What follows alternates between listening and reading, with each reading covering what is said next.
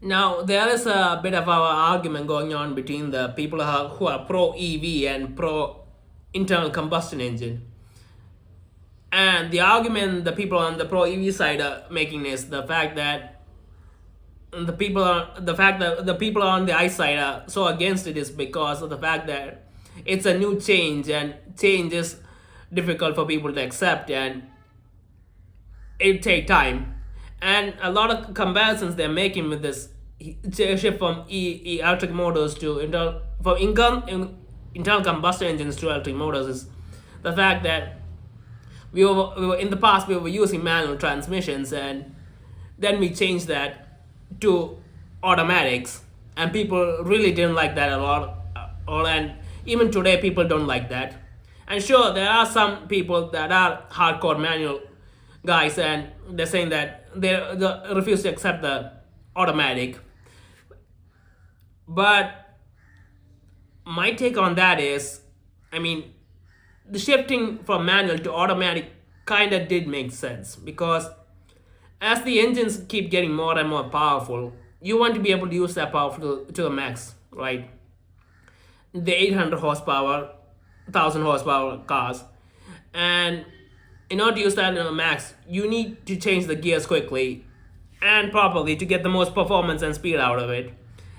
And that's kind of difficult with a manual transmission. Not that it's not possible, but for it's a human reaction. I mean, we cannot move as quickly as automatics, and because of that, the performance does suffer. Now, some people don't mind that, but there is actually a good reason for why automatics is a good option. It can actually help the internal combustion engine perform better, and the car actually perform better. There is an actual clear benefit that the automatics do have. And I feel like after a certain point of power that the engine puts out, an automatic's better as long as there's no lags, or it's a great automatic. Yeah, automatics is better. And even with the automatics, you do have paddle shifters that allow you to control the gear. So there is an option. It's not like you completely lose control of the gearbox, but yeah, it feels different. Now, now for the people who are saying that the EV engine is superior and better than the internal combustion engine, and just because of that, it should be adopted.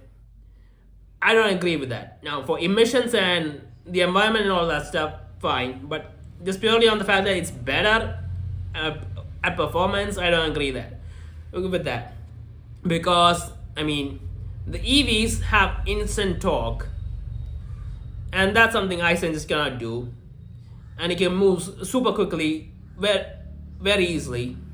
But how is that actually a good thing? I mean, if 1,000 horsepower EV, as soon as you step on the pedal, all the torque of that engine at the electric motor just comes out. I mean, that car will fly off, and isn't that actually kind of dangerous to think about?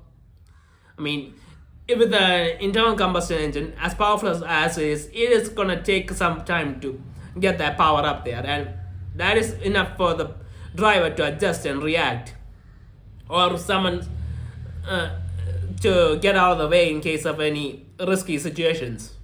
But with an EV, you don't have the time to react for the driver or the people who might be in danger. So on that front, it's honestly not a good thing. And I feel like EVs in the future, as soon as they become mainstream and everyone's using them, they're probably going to put a limit on the torque that these EVs can put down upfront, because it's way too dangerous. I mean, you need a human to be able to react to it, and it's hard for them to react that quickly. So that advantage that EVs have, I'm pretty sure they're gonna take it away because it's too dangerous. And then what else is there? Well, taking that aside, I mean, what else is there? The power. Sure, an electric motor can generate a huge amount of power without turbochargers or anything, but I mean, how much power do we actually need for a car if you think about it?